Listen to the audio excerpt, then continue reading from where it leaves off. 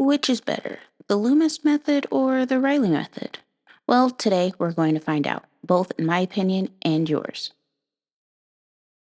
If you haven't caught up with my art comeback series, I'll have it linked so you can check it out. So far, I've practiced volumetric circles, explored the Loomis method, and in my most recent video, I tackled the Reilly method. Now let's dive back into my sketchbook and figure out which approach works best. First, I needed a reference, so I grabbed my iPad and searched Pinterest. My Pinterest board knows me so well, I quickly found an image I liked and got started by drawing circles for both the Loomis and Reilly methods.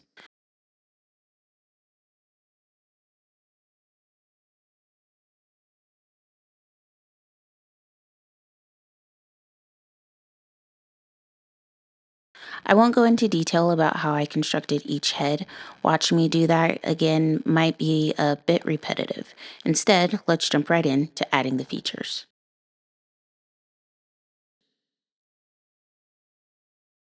I started with the Loomis method, mapping out the features. I like to begin with the nose because it helps me position everything else.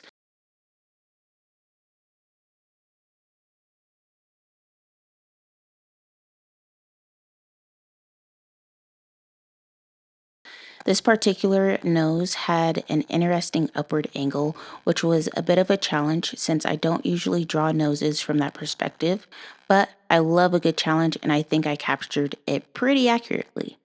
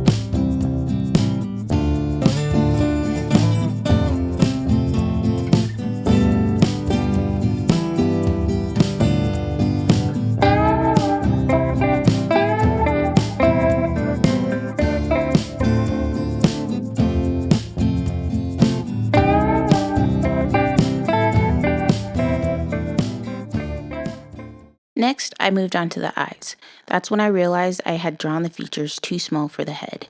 Instead of erasing them, I adjusted the side of the face to make everything fit. Was that the best option? Maybe, maybe not, but it worked in the end.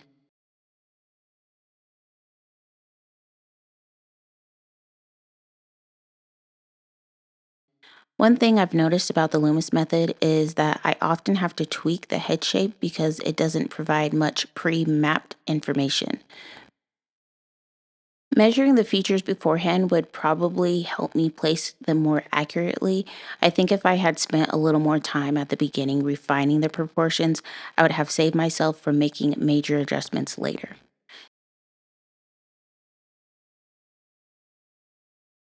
Do you struggle with placing features correctly too? One advantage of digital art is that I can resize elements to fit, but working traditionally makes it easier to see where I need to improve, which keeps me motivated. Another thing I noticed with the Loomis method is how much I rely on reference points to guide me through the process. It's a great foundational tool, but I think it requires a lot of awareness of proportions to make it work effectively. Let me know if you've had a similar experience.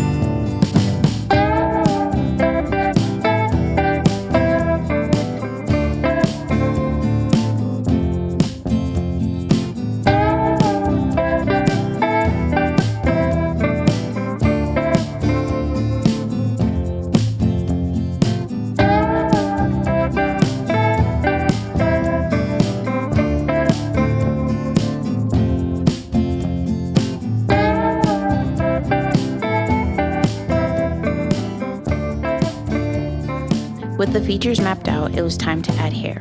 Hair has always been a challenge for me, regardless of the texture, but blocking out the overall shape definitely helps. I especially enjoy drawing curls. There's something so therapeutic about it. I found myself getting lost in the process, carefully shaping each curl to make the hair feel voluminous and natural.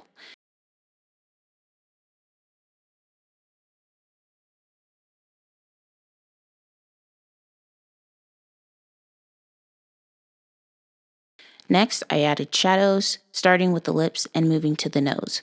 Shadows really bring a portrait to life and help me decide if I need to refine or darken areas for more depth. I love how shading can change the entire mood of a portrait. I experimented with different pressure levels in my pencil strokes to create soft transitions between light and dark.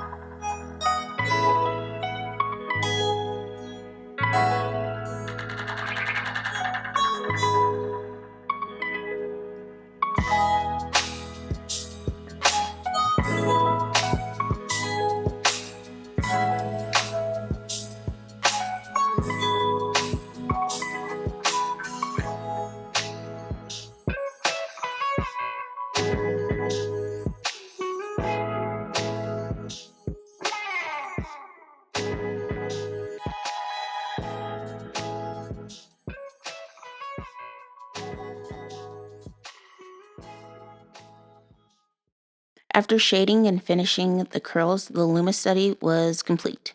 What do you think so far? Do you feel like the Loomis method is structured enough or does it leave too much room for error?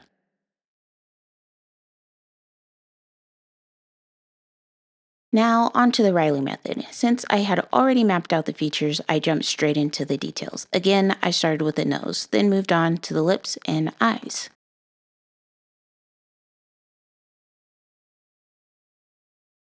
I love how the Reilly method looks with all the guidelines. Unlike the Loomis method, I don't have to guess where to place features because everything is pre mapped.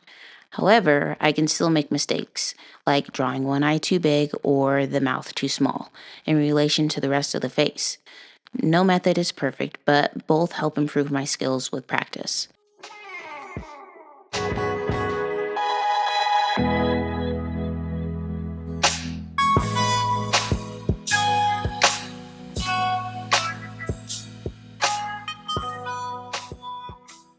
One thing I found interesting while working with the Riley method was how easy it was to visualize the planes of the face. Because the structure is already built in, it naturally guides you into thinking 3D. That said, I sometimes found the method restrictive when trying to add personal style into the drawing. Have you ever felt that way with structured drawing methods?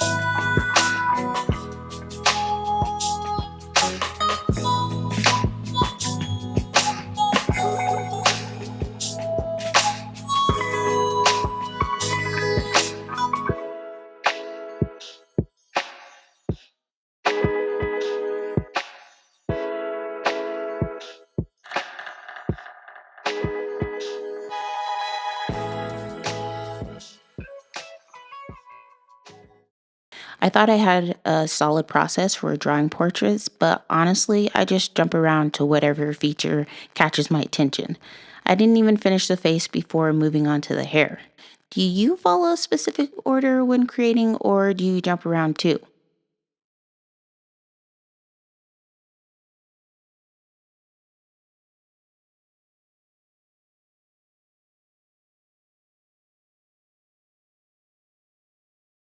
With the hair done, I return to the face, refining the lips, adding shadows, and finishing up the details. I noticed that while the Loomis portrait had a softer, more natural feel, the Reilly portrait had a stronger sense of form and structure. Both have their own appeal, and I can see the benefits of practicing with each method.